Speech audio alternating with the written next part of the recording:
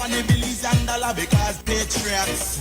All people who love them country bad, love them homeland, will never give it up to another nation. Them country bad, love them homeland, will never give it up to another nation. This a we we da fear. Nobody give it to no Guatemala. This a we da fear. Nobody give it to no Guatemala. This a me name is Pupa. Believe me, come from the Billy City area. 110% Belize and proud of it. So don't tell me about maritime area. Long time ago agreement by the slave master. Talking about the head on the Billies and dollar because patriots. All people who love them country bad, love them homeland, will never give it up to another nation. Them country bad, love them homeland, will never give it up to another nation. This a we da fear. Nobody give it to no Guatemala. This a we da fear. Nobody give it to no Guatemala. This a me name is Pupa. Believe me, come from the Billy City area. 110% Belize and proud of it. So don't tell me about maritime area. Long time ago agreement by the slave master. Talking about the head on the Billies and dollar because to no Guatemala. This a we da fear. Nobody give it to no Guatemala. This a me name is Pupa. Believe me, come from the Billy City area. 110% Belize and proud of it. So don't tell me about maritime area. Long time ago agreement by the slave master. Talking about the head on the Billies and dollar because patriots. All people who love them country bad, love them homeland, will never give it up to another nation. Them country bad, love them homeland, will never give it up to another nation. This a we da fear. Nobody give it to no Guatemala. This a we da fear. Nobody give it to no Guatemala. This a me name is Pupa. Believe me, come from the Billy City area. 110% Belize and proud of it. So don't tell me about maritime area. Long time ago agreement by the slave master. Talking about the head on the Billies and dollar because patriots. All people who love them country bad, love them homeland, will never give it up to another nation. Them country bad, love them homeland, will never give it up to another nation. This a we da fear. Nobody give it to no Guatemala. This a we da fear. Nobody give it to no Guatemala. This a me name is Pupa. Believe me, come from the Billy City area. 110% Belize and proud of it. So don't tell me about maritime area. Long time ago agreement by the slave master. Talking about the head on the Billies and dollar because patriots. All people who love them country bad, love them homeland, will never give it up to another nation. Them country bad, love them homeland, will never give it up to another nation. This a we da fear. Nobody give it to no Guatemala. This a we da fear. Nobody give it to no Guatemala. This a me name is Pupa. Believe me, come from the Billy City area. 110% Belize and proud of it. So don't tell me about maritime area. Long time ago agreement by the slave master. Talking about the head on the Billies and dollar because to no Guatemala. This a we da fear. Nobody give it to no Guatemala. This a me name is Pupa. Believe me, come from the Billy City area. 110% Belize and proud of it. So don't tell me about maritime area. Long time ago agreement by the slave master. Talking about the head on the Billies and dollar because patriots. All people who love them country bad, love them homeland, will never give it up to another nation. Them country bad, love them homeland, will never give it up to another nation. This a we da fear. Nobody give it to no Guatemala.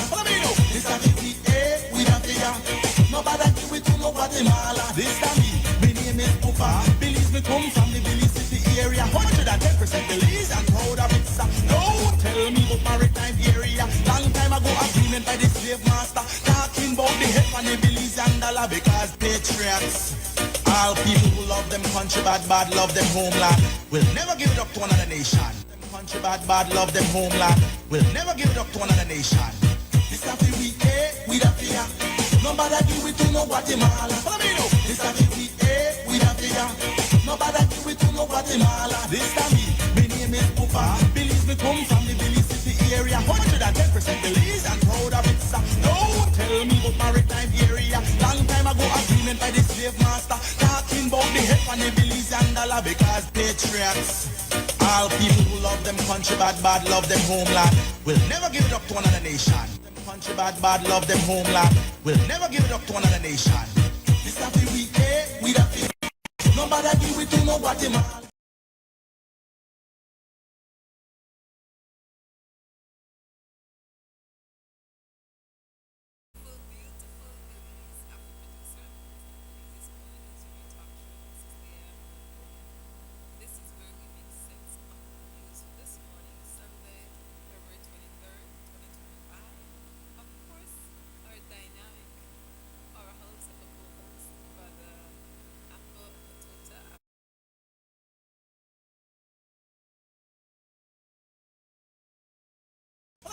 this a me we we a fear.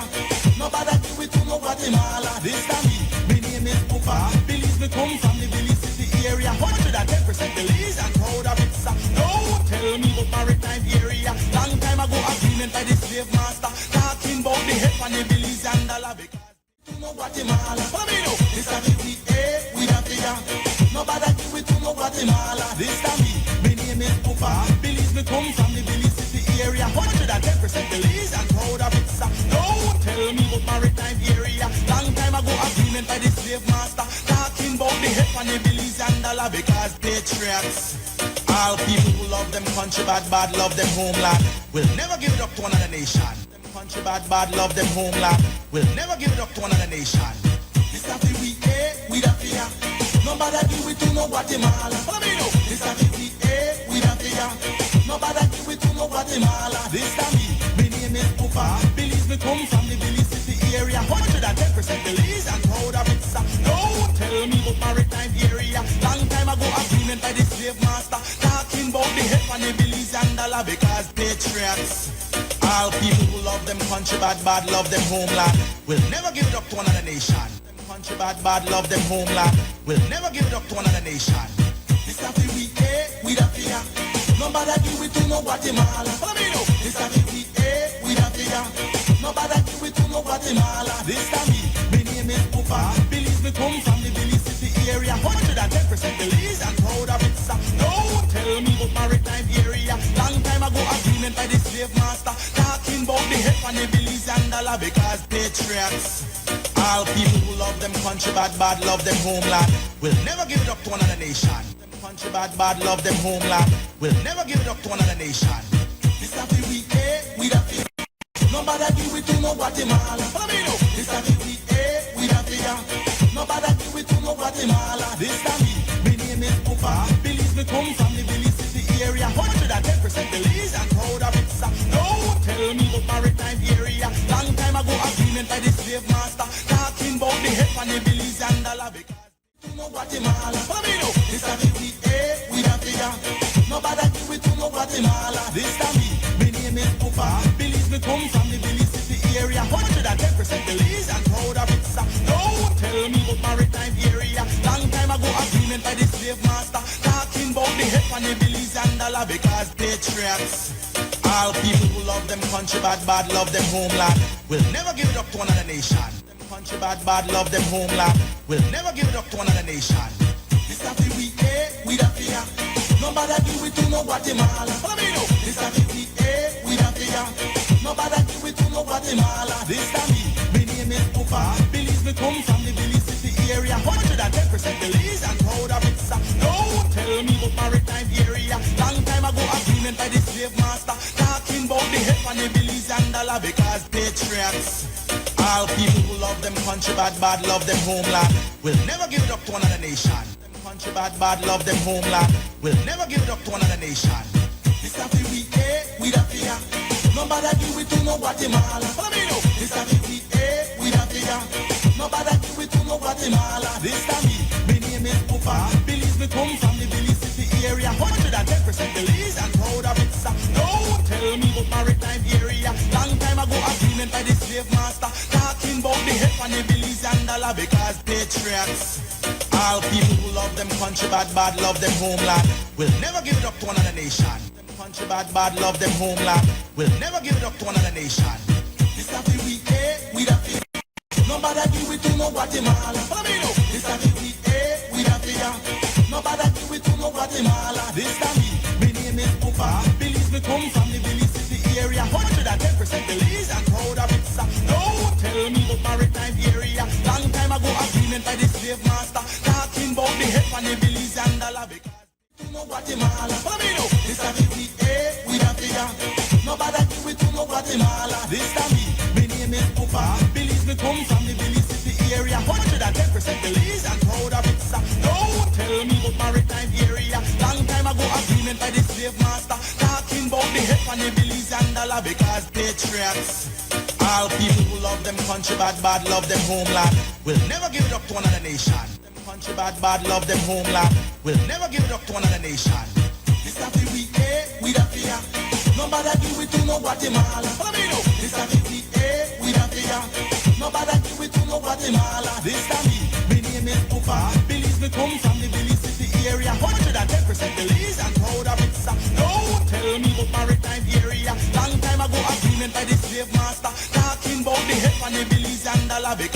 patriots.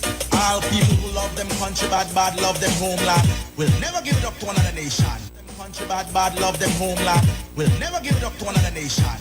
This a fi we, we da fear. Nobody give it to no Guatemala. Follow me now. This a fi we da fear. Nobody give it to no Guatemala. This a me, my name is Pupa. Believe me, come from the Billy City area. 100 and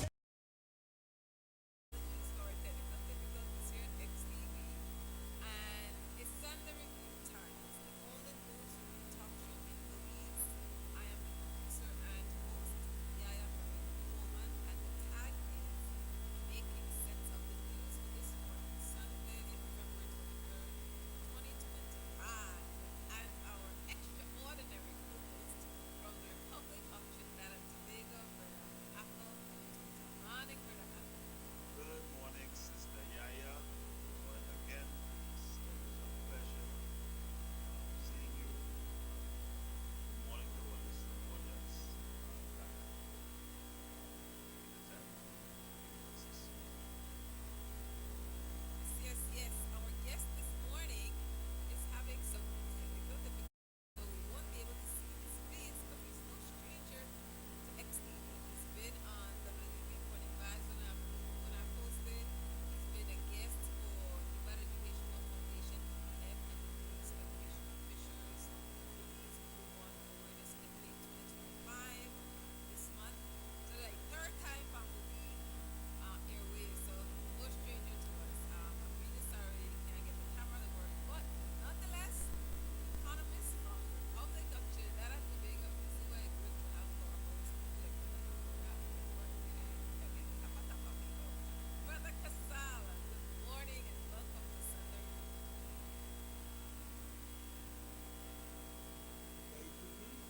Yes, I just introduced you to the. I just introduced you.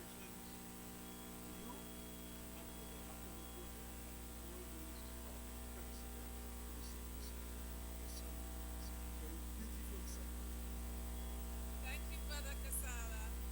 One of the things that Brother Akko and I agreed on, Brother Akko, I said, no said, 2025 vibes, Brother Akko. Hear that. And so because he said a need for Caribbean people stay connected, meaning that we, the initiators of conversations, of topics about our business, only the people and save the people. And so he said, well, man, news review show. Yes, we could have guests from the Caribbean, but then we also have a talk about other Caribbean news stories. Oftentimes we don't know what happened, or the corporate media might report it one way, and then we have one different reality from the ground. So that's that last week, so today the second time. So Brother Akko, what Caribbean news you want to chat about this morning? So, Sister YaYa and to the audience, good morning again. So, this morning we have about 4 pieces of news.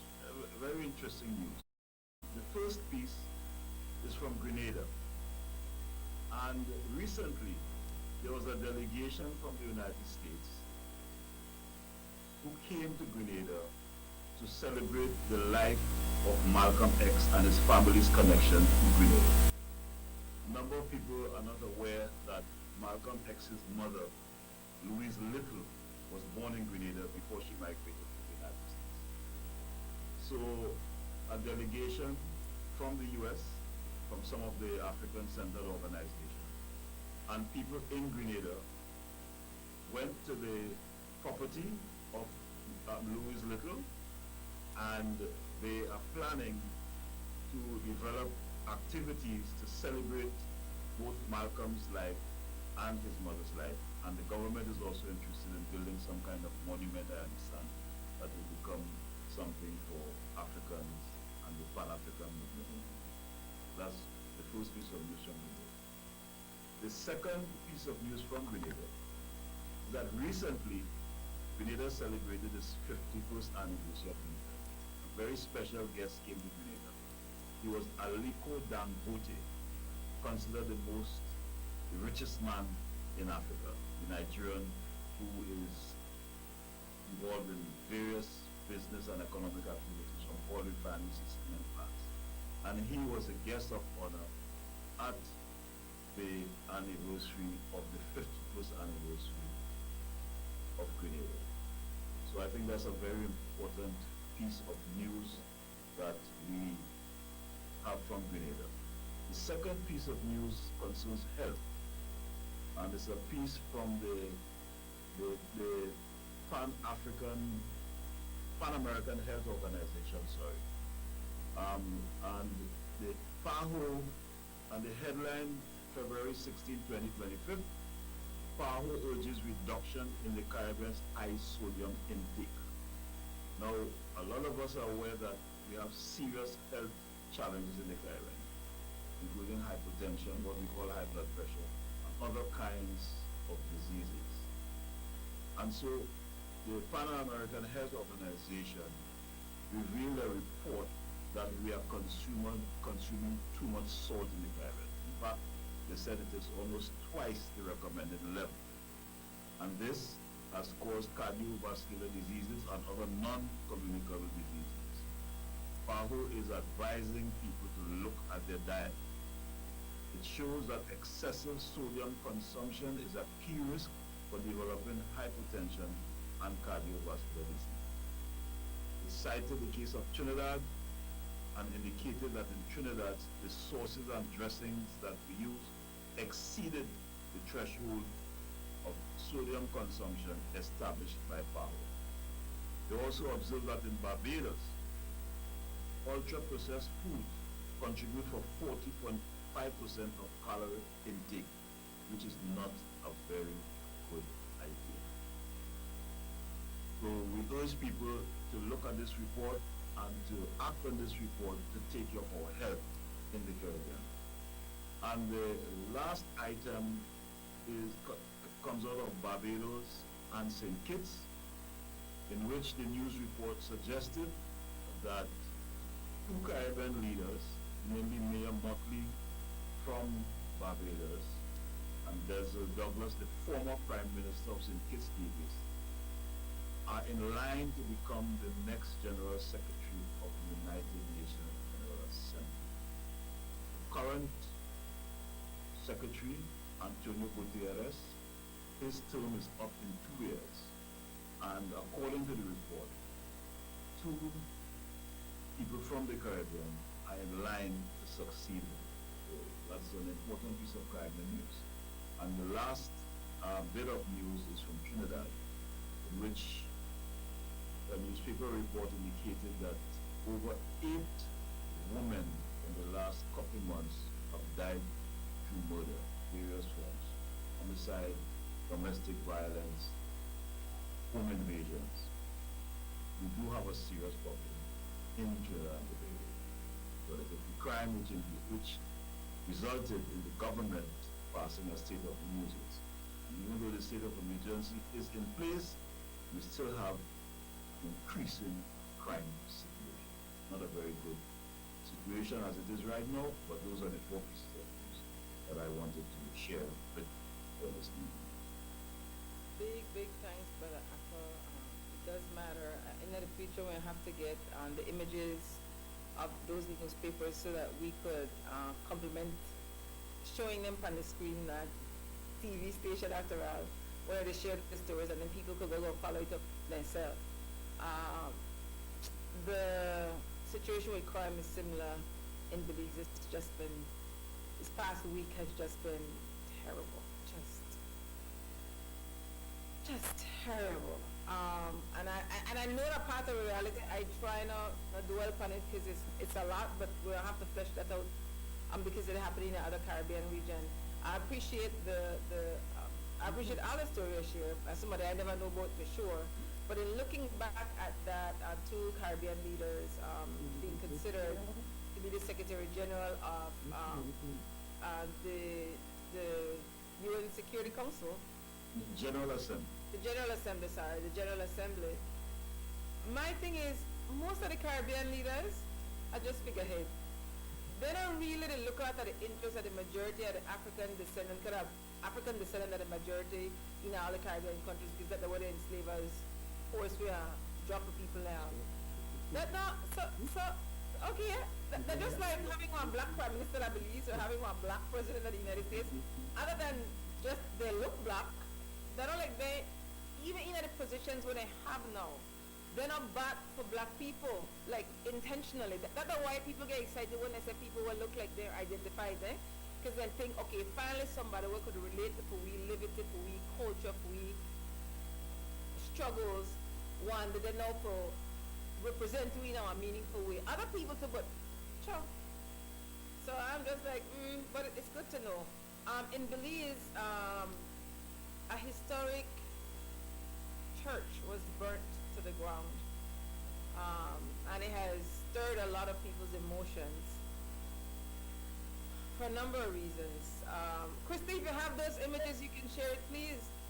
And so I'm a the Better Educational Foundation that as far as the research when you have to, that a second group of African descendants racialized as black people who on August 1st recognized that date and the lived experience of our formerly enslaved African ancestresses and ancestors, and even free people, what our struggle and survival story was. So in 1888, which was 50 years after the legal liberation of African enslaved people in British territories, when a group of African people, descendants, come together, and so that was the first. UEF was the second. We started in 2014. And so starting in 2017, we'll go to Queen Street Baptist Church for a midnight mass. And at midnight, we will toll the bell in recognizing that that was one of the spaces where our African ancestresses and ancestors went on August 1st, 1838, July 31st to bring in office August 1st, 1838. So I just want to share quickly, and then we're going to give Brother Kasala the mic before we take the first break, that in Discover All Belize Tongue Sites and Places of Memory by Aundofit Joe Eo, and this was published in July 2005 by the Institute of Social and Cultural Research, ISCR, National Institute of Culture and History, NICH, Regent Street, Belize City, Belize. And on page 43, this is what it says about the Baptist Meeting House. In 1822, Joseph Bourne, the first Baptist missionary, arrived in Belize town.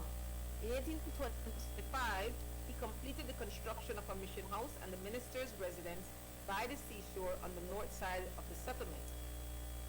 This mission house and residence were on land that was formerly occupied by the prison and is now occupied by the Central Bank of Belize and the museum. On December 22, 1850, the Baptist Meeting House located on Queen Street in St. Mary's District was opened for worship. The former meeting house was sold by the Baptist Missionary Society. So the December 22nd, 1850, the Baptist Meeting House that was opened for worship is what was burnt down on Friday, it is believed, because of electrical issues. So that's the Belize news. Brother Kasala, before we go to break, tell me how it is that you became an economist. And they want to come back and get into the Caribbean economies. Well, what we need to understand is that we must not simply label ourselves with these titles. So I would prefer to consider myself a social scientist. And that is because when you listen to how I would be sharing what I am doing this morning, you recognize it is not only economics I will be talking about. I will also be including some sociology, some political science, some psychology, etc. In other words, trying as much as possible to take a more holistic approach to understanding the Caribbean in terms of its reality. Oh, I stand corrected, and I really like that terminology. Social scientist. So tell her on social scientist, Brother Kasala. What's this? I said I really value that correction and the terminology of a social scientist. So before we go to break, I want to tell you how you become a social scientist. So you become a social scientist when you get involved in change and you begin to evolve. Because with the total reality. Because the reality out there, everything is interconnected. The economics is connected with the politics, is connected with the culture, is connected with the international relations, etc. So once you begin to try to understand the reality, you have no other choice but to become a social scientist in the truest sense of the word. Notwithstanding the fact that you may have been a specialist in X discipline or Y discipline, the reality forces you to address all the dimensions of reality. So it is a result of my involvement as a teacher, as a credit unionist. I used to be the president of the San Fernando Community Credit Union. As a revolutionary, my involvement with the National Joint Action Committee, as an author, as a teacher, as a school principal, because I established in 1990 the Sando Educational Workshop, which evolved from an institution providing tuition for people at the ordinary and A levels and advanced levels. I also included classes for people who, for students who were doing the what we call the SCA exam. And eventually, we were doing tuition for students doing the undergraduate degree, the bachelor's, the master's, and the PhD. So the Sando Educational Workshop allowed me now, or caused me now to evolve even further at what we call an academic level. So I have taught quite a number of subjects. In addition to that, I'm also an author, and I was also the editor of NJAC's Liberation. So in producing a newspaper, you also evolve in your own way. So you're a writer, but you also have to bring the newspaper out and have it sold all over the country. So you become now somebody who is involved in distribution, marketing. And in terms of the school, same thing. You have to advertise, you have to market, you have to counsel, etc., etc. So it is your whole life activity then which contributes to your development. Love it, brother Akko. How you know brother Kasala? What's that? I asked brother Akko, how he know you? We met as young men in the revolutionary movement. We actually lived in the same community. And I was an activist in the community where he lived. We both lived in that community. I was an activist and he was in the university. And so on weekends when he came down from the university, he would bring friends who were students, and we sit down and have these sessions. So this is like 1972, 73, maybe 74. Yeah, I think it's about 74. And so that's how we met initially. And so we were comrades in the movement, the same organization, and we have been friends. So we're not just brothers in the movement, but we are friends. And I use that word very guardedly because I don't think I have many friends. so we have not used a lot. That's how we met. And it actually his father, when I initially went to New York, his father lived in New York, and I would stay with his father. And his father considered me his son. So we've been very close over the years. Good, good. You want to say something, brother Kasala? Well, I'm just listening to how he is reminiscing, and I'm enjoying it. Give thanks, give thanks. Big respect to genuine brotherhood. Well, we'll take a first break. On the stay tuned. When we come back, our guest, brother Kasala Kamara, a social scientist from the Republic of Trinidad and Tobago, and we have one expanded conversation about the economies of the Caribbean and why people in the Caribbean need to make it their business to understand the economies of the Caribbean and for accept how critical we as the people are within that particular economic system. Stay tuned. We'll be right back. The living legend.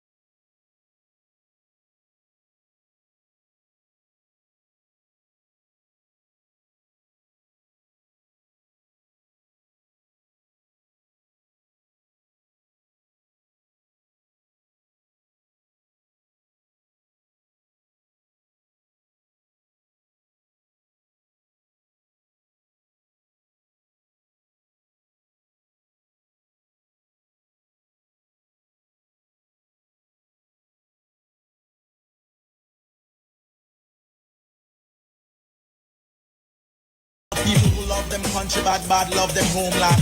Will never give it up to another nation. Country bad love them homeland. Will never give it up to another nation. This a fi we we da fear. Nobody give it to no Guatemala. Follow me now. This a fi we da fear. Nobody give it to no Guatemala. This a me name is Pupa. Belize me come from the Belize City area. 110% Belize and proud of it. Welcome back to the second segment of Sunday Review. Sister YaYa, Brother Ako, and Brother Kasala Kamara, our social scientists from the Republic of Trinidad and Tobago. Brother Kasala, I'm asking you, based on the history of the Caribbean, how would you describe the economies of the Caribbean presently? First, I would like to take front approach. I would like to begin by stating that the purpose of economic activity is to satisfy human wants. And once we take that perspective and we put it in the context of what are called the fundamental economic problems, which are what is to be produced and in what quantities. Secondly, by what methods. And thirdly, for whom. It presents us with an excellent perspective to understand the whole question of economic activity in the Caribbean. So let us begin. I do not begin how others begin. We have first to understand that we are really part of what is called the people's sector. And we have to understand the people's sector in a historical perspective. The first thing is that before the coming of the Europeans, we had traditional economies. So we who are concerned with dealing with the challenges that exist now need to understand the characteristics of the traditional economies, whether they are in the Caribbean or whether they are in Central America. And I will just give one or two examples of characteristics.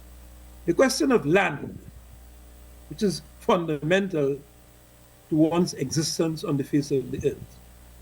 Most of the land at that time was owned and controlled communally. So those economies were communal economies. And the people in those communities enjoyed what was produced. In other words, you were consuming what you produced.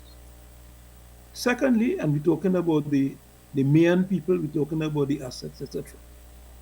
The second very important characteristic is that the economy was diversified. They were producing all types of goods. Goods for, in terms of food from agriculture, in terms of clothing, that would be light manufacturing, what we call light manufacturing today. They would be producing canoes and other types of sailing vessels in order to assist them in fishing and transport, visiting other traditional communities, etc. Why I started there, it is because what we have is a capitalist approach to the study of economics. Good. So when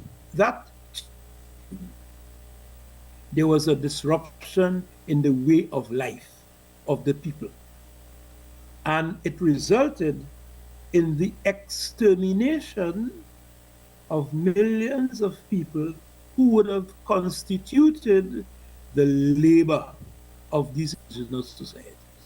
And there was a change in the system of labor.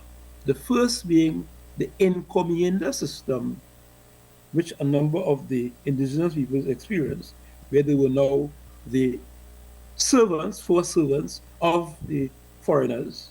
And then you had chattel slavery when the Africans came here. But the point where I would want to focus is how did we as a people survive? So we were involved in subsistence production, which is dismissed by those growth economists. Subsistence production provided us with our basic needs. So try to imagine our people producing their own food, producing their own clothing, and producing their own shelter, not a production which is geared towards the marketplace necessarily or export. And in that kind of context, we were satisfying our wants and we were very happy. And what we need to understand is that in a number of traditional societies today, in South America and other parts of the world, people continue to live that way, but they are described as primitive. But the question is, are they enjoying satisfaction of their wants? Are they doing that? And are we in this capitalist society enjoying such? That's the question. Good. I want to move quickly to an economist from Jamaica, George Beckford, who in study of the Caribbean produced a book called Persistent Poverty. Persistent poverty means that you are living in a situation in which you are not able to satisfy your wants. And therefore, you are also living in a state of dissatisfaction. So you're dealing with now economics of discontent. And the economics of discontent manifests itself in terms of the resistance, in terms of revolts, the arson that took place with a number of the plantations, etc. All different forms of it because of dissatisfaction. Because I want us to always keep in focus the question of the satisfaction of human wants. Good. So how did we address the question of poverty?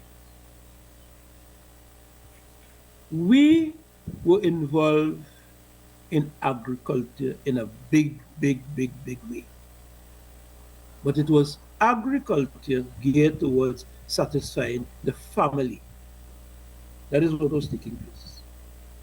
And many of us who talk about backyard gardening, that is what we're talking about. And in that, the food which was produced, very importantly, we have to look at its nutritional content. So we are talking about the fruits, we are talking about the vegetables that we grow, and we still grow those things. But many of us don't look at it in terms of what you do in order to deal with the question of poverty. Very importantly, we're dealing now with our academics who are involved in research. So you tell me that you are serious about research. So if George Beckford said that persistent poverty, we say, okay, let us go abroad a bit. And we encounter the People's Republic of China. What is the interesting thing about China and poverty? China has been able to remove 800 million people from below the poverty line.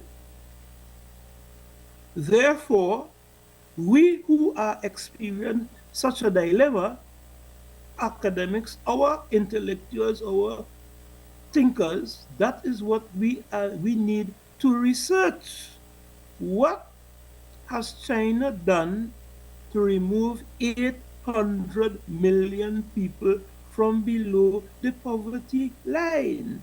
And if the academic researchers are not doing it, we as activists, as thinkers, we could pursue our own research of that issue. So we're dealing there with the question of poverty.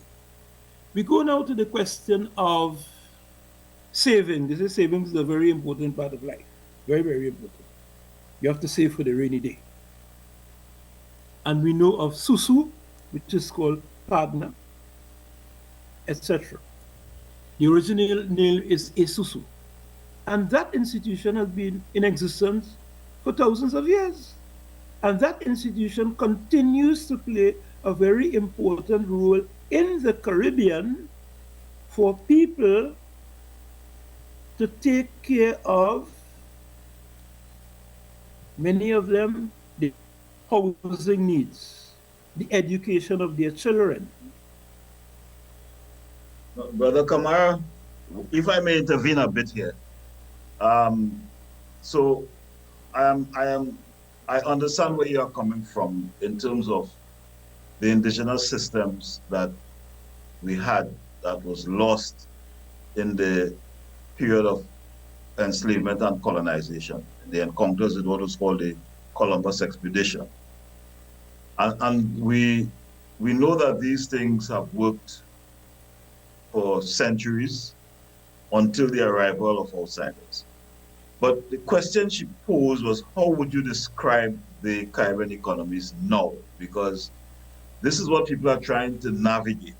Now, Michael Manley and others, Norman Govan in particular, spoke about the dependent type economy. So we moved from what you were saying, from an economy that was indigenous and that satisfied the needs of the people and provided collectively for everyone. And we have now moved into a model of economics that is a capitalistic model. And based on what you said, according to Dr. Beckford, we are experiencing what is called persistent poverty, despite the fact that we are filled with resources. So in looking at the modern Caribbean economy, how would you describe, because that was the initial question. So I understand where you're coming from, but how would you describe the modern Caribbean economy? You know, if you could share some thoughts on that. Yeah, no problem. So I was coming to that, but no problem. It could be described as a neo-colonial economy in the sense that the dominant institutions in the economy continue the role that the colonial institutions played. Number one, the extraction of our natural resources at the expense of the people of the Caribbean. And that extraction has taken the form of one, you have the exploitation of labor, and the trade union movement has fought in many ways to try to alleviate that situation. But today the trade union movement or the labor movement is very weak. The other very important issue has to do with the question of technology. The technology which exists is a technology which is not really shared with us. Whatever technology that we get is obsolete. It is technology that has become outdated and they dump that on us. Very importantly, we have in the case of the oil industry in particular, you have what is called transfer pricing. And that results in the leakage of billions of dollars, whereby the branches or the firms of these companies would locate at a place where the amount of tax that they pay is the least. So what they're able to do, because of their internal accounting system, they could shift their resources to those locations where they will pay the least tax. The other important thing we need to understand is that these institutions do not exist without military support. In other words, when they came here with a whole package. So when you see a particular transnational corporation here, that transnational corporation has the support of the military might of the particular country. In addition to which, the decisions which are made in the interests primarily of the shareholders of these um, firms. In other words, the point I'm making is this. When a transnational corporation comes to this part of the world, its legal entity it is a public limited liability company. Therefore, those people who invested in that particular company, and you have both what are called preference shareholders and ordinary shareholders, the priority is to the preference shareholders. So when profit is declared, the dividend payment, the most important beneficiary there are the preference shareholders, you have the ordinary shareholders, and then we have the governments who would receive what is called a rent. So that at the end of the day, the profits are expatriated or repatriated, sorry, to the home country of the transnational corporation. I And want to that is intervene where on a point you made here.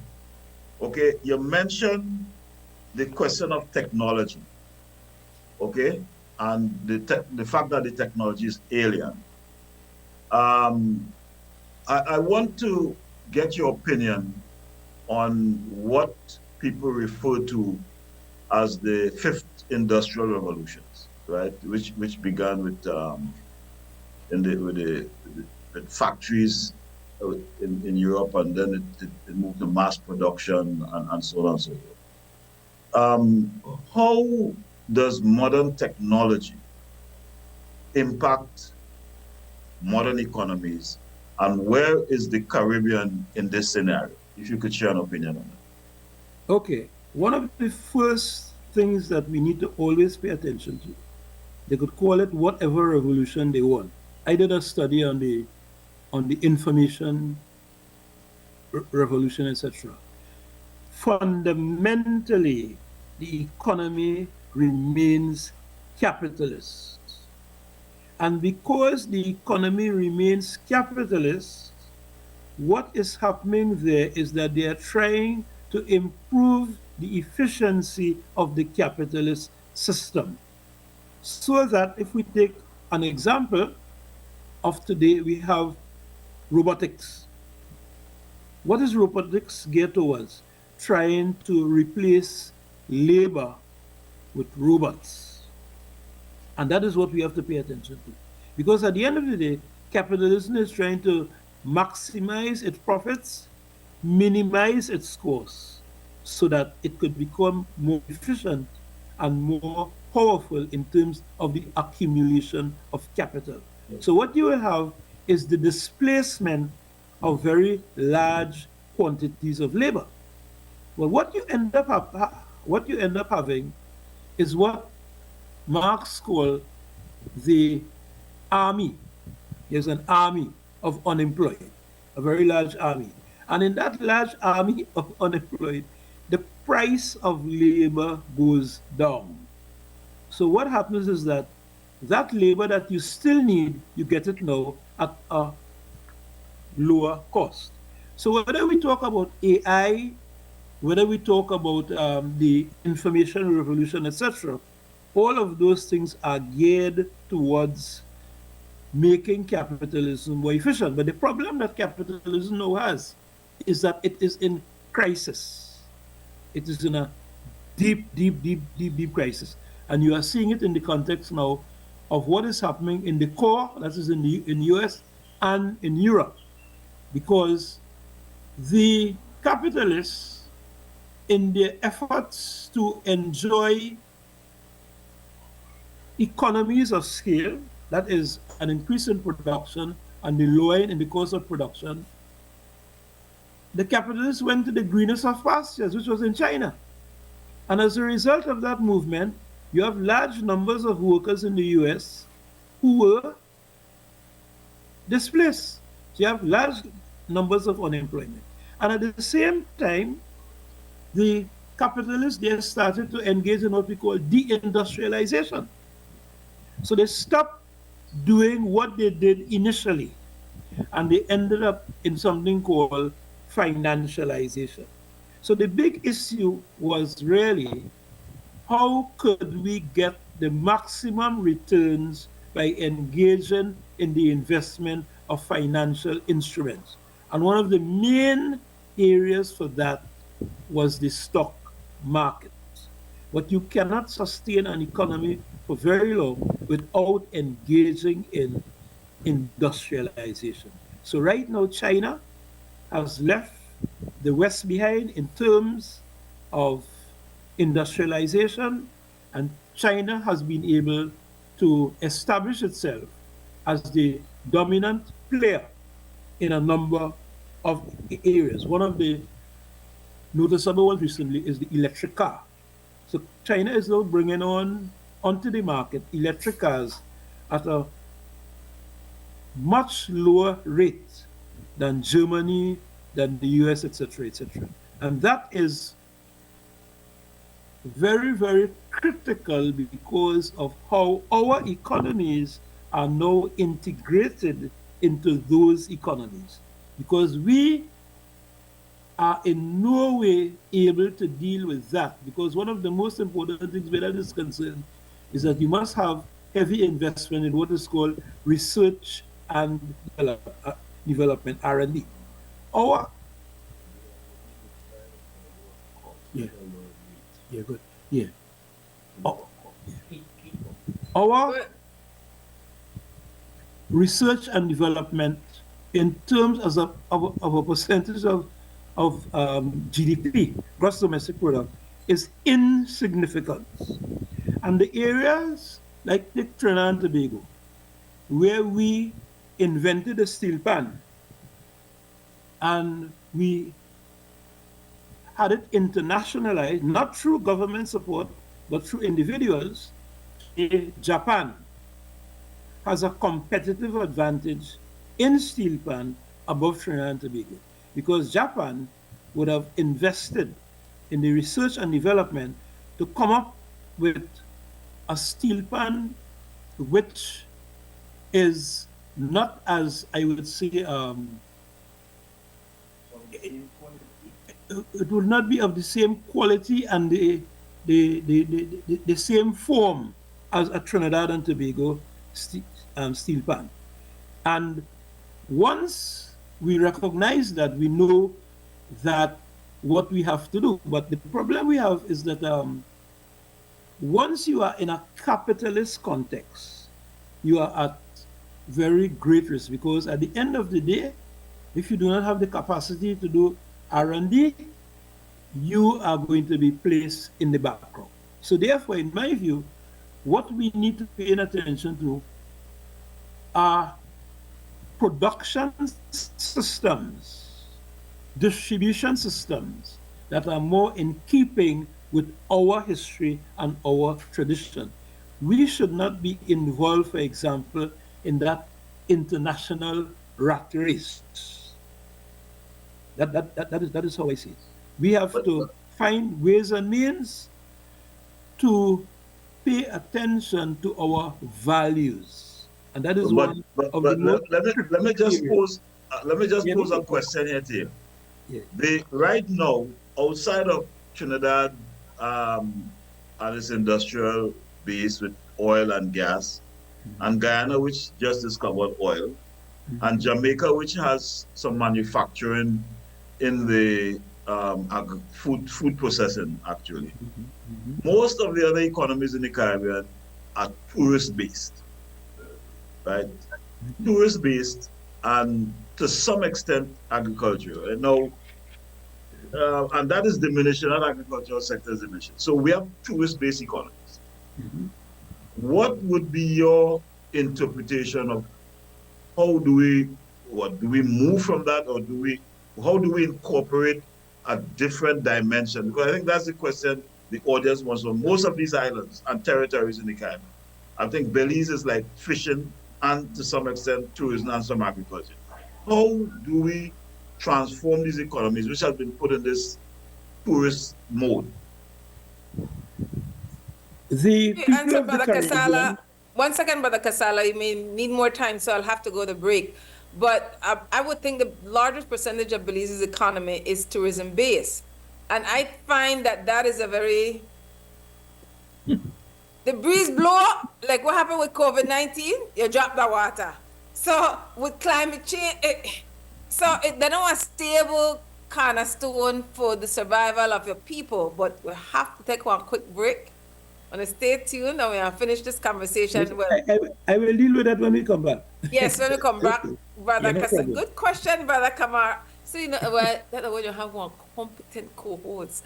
I always have to run off about you could just sit down, shut up, and learn. All right, stay tuned. We'll be right back. Tired of replacing light bulbs? LEDs are what you need. LED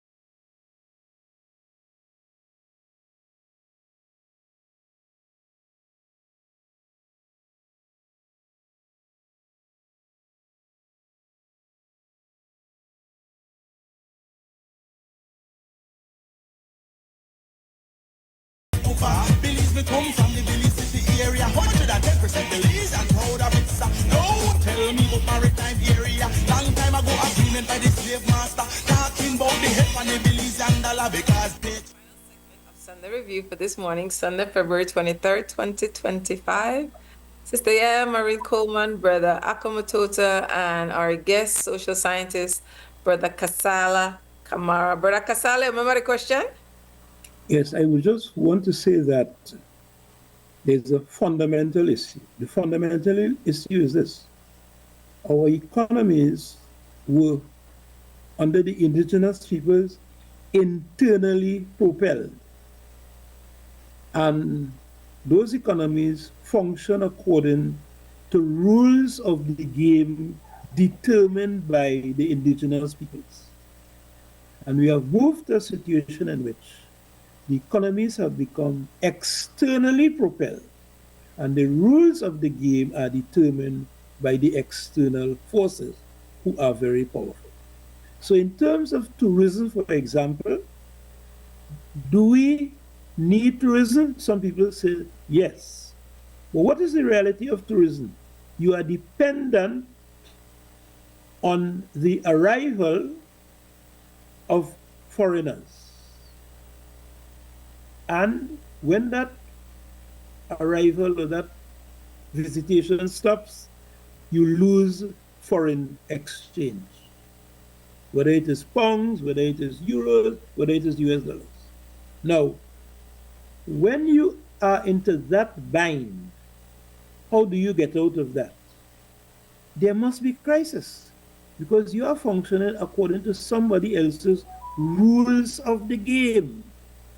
So one of the most important rules is, even though it's difficult to implement, what you consume is what you produce. If we are able, in most of the islands of the Caribbean, to follow that rule, it will take us very far. What you produce, or you consume what you produce.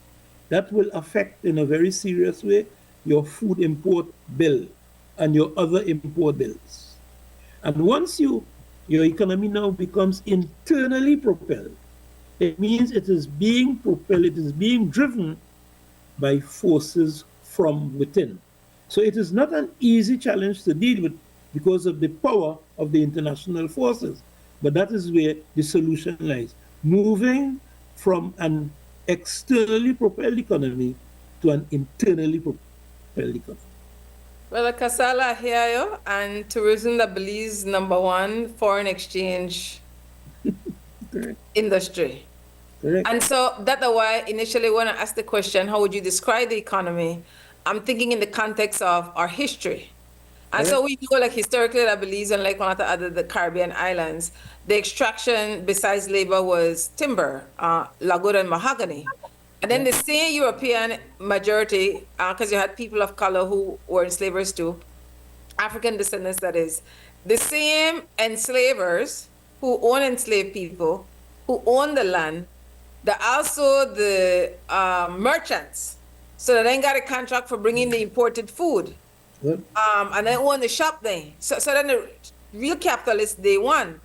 So inheriting that, which the one a lot of people say we have, what do they call it, flag and anthem independence, because those infrastructures have remained embedded in these Caribbean countries, and the people kept the voting people were have no intention as changing that structure, because the face of the enslaver changed.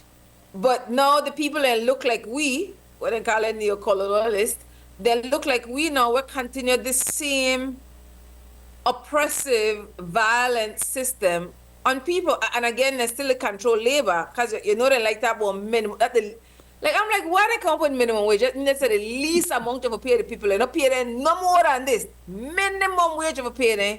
So again, looking at that capitalist system, Brother Ako, in your liberty, has there been, maybe outside the New Deal movement, any serious consideration as Caribbean leaders who said this system no work for we we need to look past something else. And yes, and take one serious mindset change.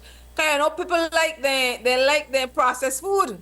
They like their thing look pretty. They don't want to see no ground food will look rough and like ground food for look. So brother Akka, you know anything about that? The question you're asking is if there are organizations that fought to transform the relationships between workers and the system. Well, in the Caribbean region, has Yeah, any yeah, political leader yeah, seriously considered this yeah, capitalist system to work There for are we? several organizations, and Kamara could elaborate on this, but I'm going to just say my two bit here. The 1930s, there were a series of rebellions throughout the Caribbean.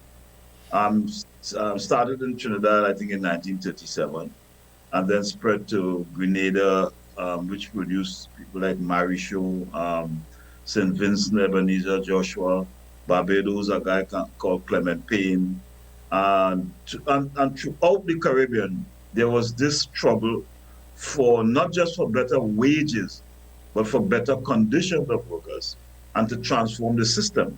That was our one of the main historical moments in our anti-colonial struggle. So this has been there. Then later on, other organizations took up the mantle, like the OWTU in Trinidad, the National Joint Action Committee in Trinidad, and fought to change the system. Like the organization Kamara and I belong to, we produced a document on the economy called From Slavery to Slavery.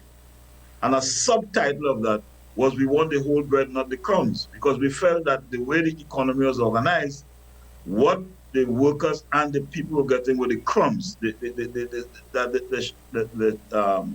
passed down. And that has been the existential struggle in the Caribbean. For the people, in some cases led by the workers' movement, in some cases led by grassroots organizations like NJAT, to transform this economic model.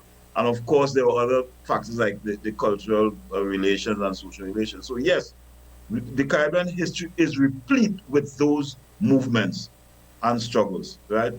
In fact, it is one of the things that led CLR James to make a statement some time ago saying that the West Indian population is the most rebellious in history. And he wasn't just talking about the revolts on the plantation. He was talking about these constant revolts to better life, whether they were peasants, farmers, and not just in the English-speaking Caribbean. I mean, the Haitian Revolution is a prime example, and others in the Dominican Republic, when you had serious revolt there that was crushed by the U.S. intelligence agencies and so on. So yes, there were organizations that fought to change this dynamic, but Kamara could possibly elaborate on that a bit. Yes. Yes. Yeah, go ahead. Well, Yeah, yeah, good. I'm done. What we need to understand is that what we are talking about is alternative roads to development. And we need to know that the real powers that be made it very clear that they were not going to tolerate any alternative routes to development. So this is why Cuba, up to today, continues to suffer sanctions, because in Cuba, a decision was made and it was in fact pursued. Call it communism, call it social, but it was an alternative route to development. Secondly, Michael Manley in Jamaica during a particular time of his being in power declared democratic socialism. And he suffered, and the people of Jamaica suffered as a result of that alternative road to development. And they used Siaga and other elements to dismantle that. So I am not saying that I am not aware of the challenge which is involved based on the history, but I'm saying that that is the road we'll have to take for human who wants to be truly satisfied in this part of the world. However, there are institutions that represent that direction. And we need to pay closer attention to some of these institutions. And I'm talking now about the credit union movement, notwithstanding its limitations. The credit union movement, if we look at its structure of ownership and control, the leadership of that institution gets its legitimacy and legality from the general membership. So that to become a leader there, you have to get the endorsement of the masses. Good. Now, it doesn't mean to say that that is how the institution functions, but at least in terms of what I call direct democracy, that represents one of the closest to that.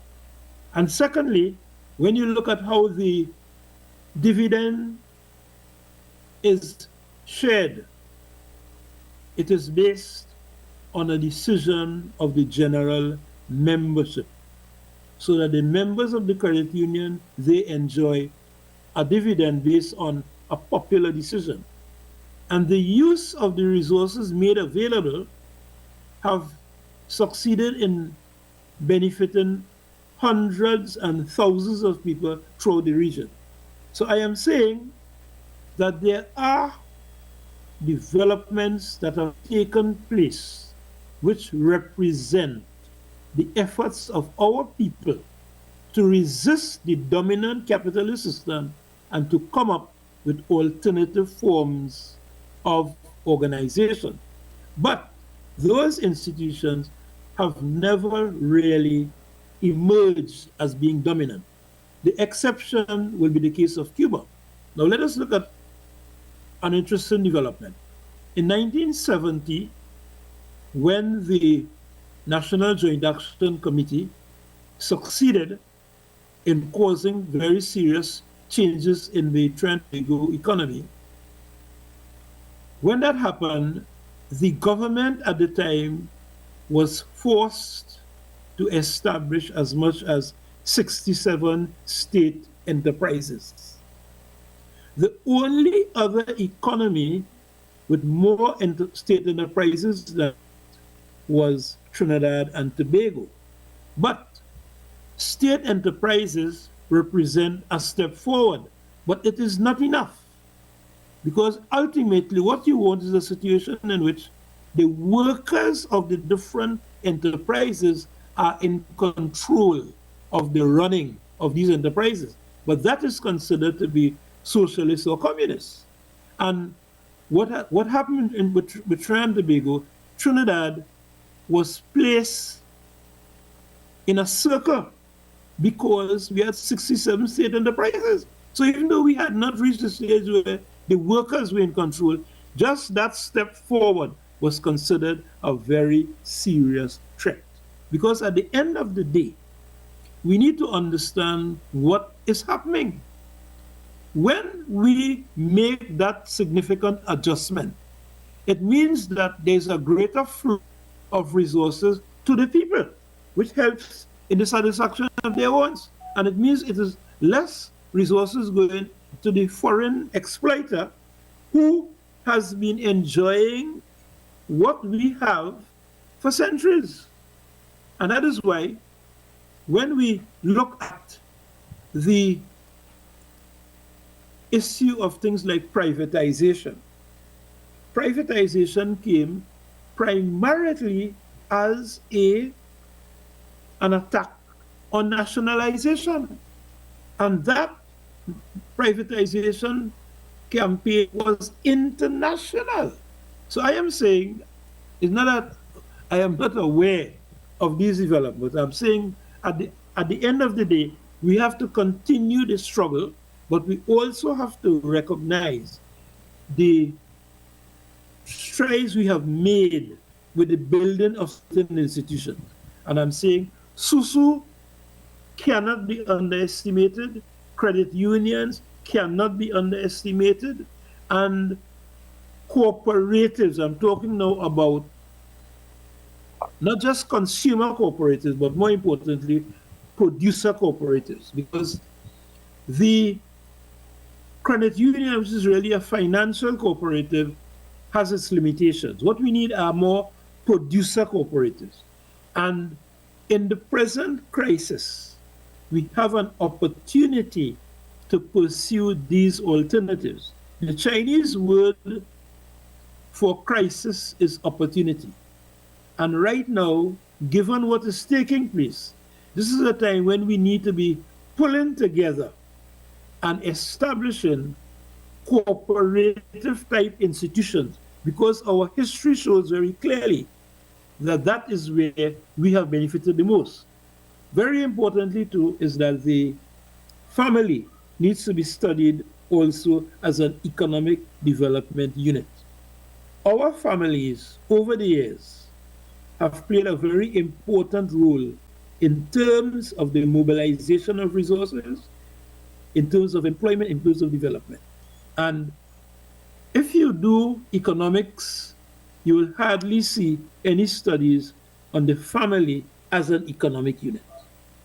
But when we look at many of the conglomerates, not only here but internationally, we recognize the role of the family. Whether it has emerged as a capitalist institution, it shows you that the family is one of the institutions we need to pay attention to as a base from which we could enjoy economic development in the true sense of the word. Big thanks, Brother Kasala, Kamara. And we have to get on the final thoughts so we close out. But one of the things that come out of this conversation, where I never made to think about, what I should have, but I didn't, is the history of workers, chattel and slave African people, for example, and wage earners, because some people argue like that thing's for slavery for slavery. We gone from legal chattel enslavement to wage laborers, but still enslaved. And because one latter we during colonial times and the people then would take over or what people voting, intentionally not teach the truthful stories of especially working class people, which would be indigenous and African people. I would say, like in Belize, for example, the People's United Party, which is the current political party in administration, when they tell, they have singular narratives when they tell. But oftentimes, I hear the story of the role of enslaved people in their own liberation.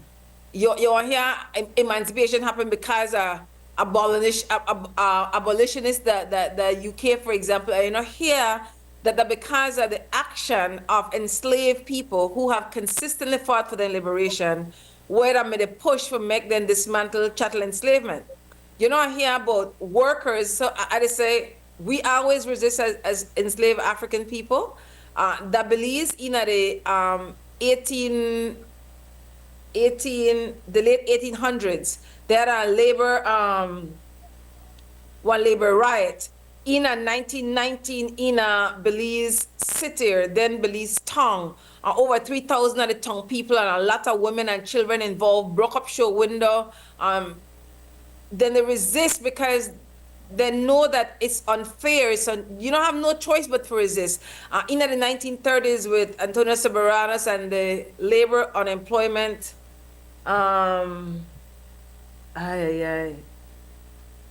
the Labor Unemployment Association, I think it was called.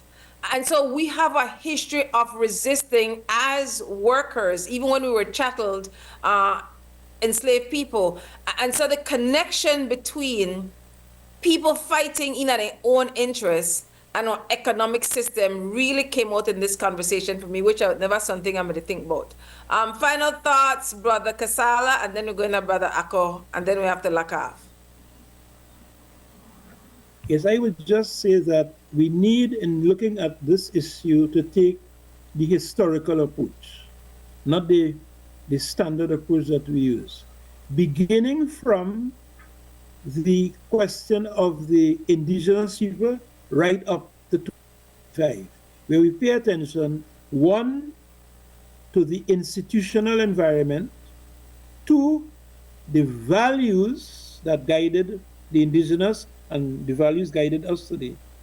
And the whole need to recognize that self-reliance, and when I say self, I mean self-reliance in thinking, is going to make quite a lot of a difference in terms of us determining what are the rules of the game.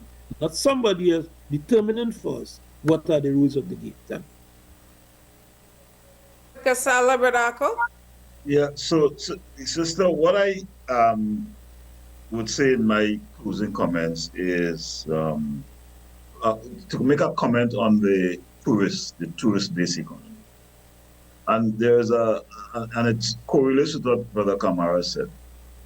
You cannot build an economy on something you don't have, which is what the tourism economy is based around. You build an economy with a hope that outsiders would come in and support you. And that's why we are so subjected to all these vulnerabilities.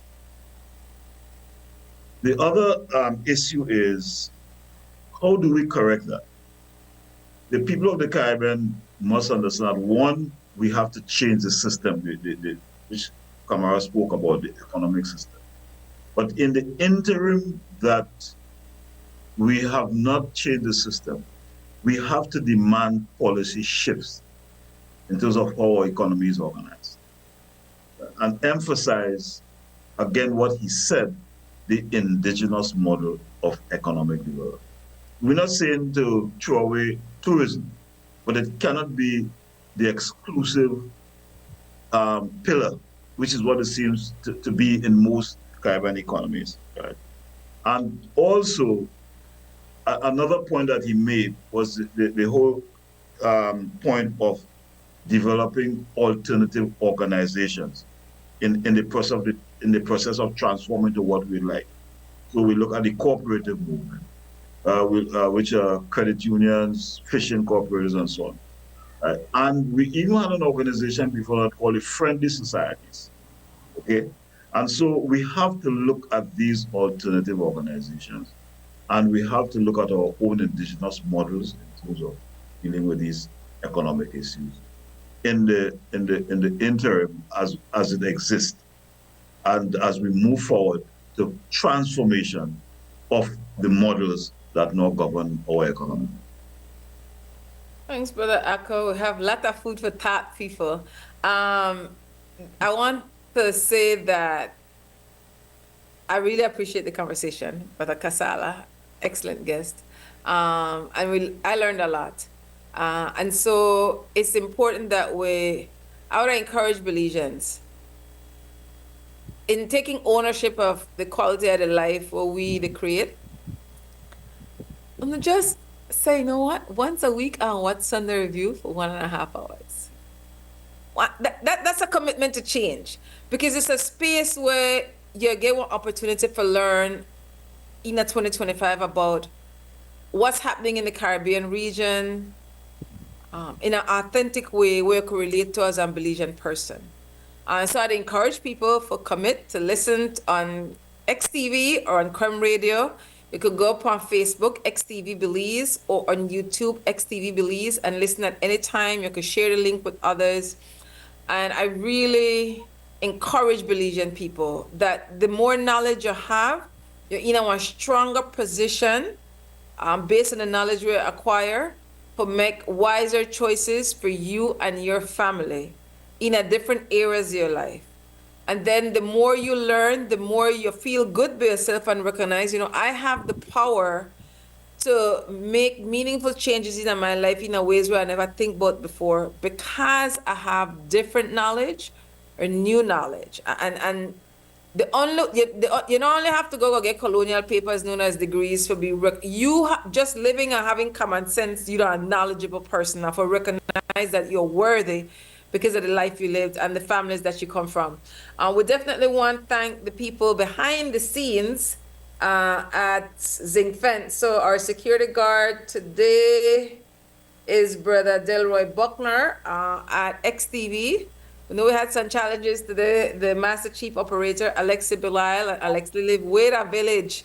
He won't push out most of the morning. I have to call way a village city for be the Master Chief Operator for XTV. We appreciate the sacrifice, Alexi. Down in Crumb Radio, we have Larry Guerrero, known as Larry G. This show will repeat at 5:30 Belize time on XTV local channel. And we will see you next Sunday, which one be, I think, the 2nd of March. When I tell you, big guest. You know how I go. All of my guests, they're big.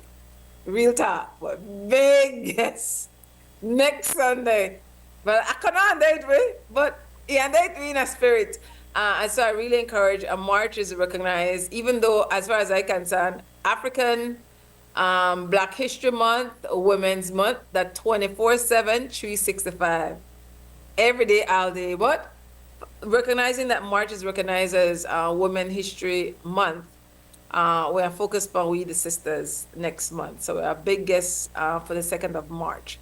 Brother Kasala Kamara, social scientist, we thank you, brother, for the time we take for prepare. People don't think sometimes, you know, in much work people have to do for prepare for come on programs like this. And this is another on the program, some of we guests come on and go on other programs.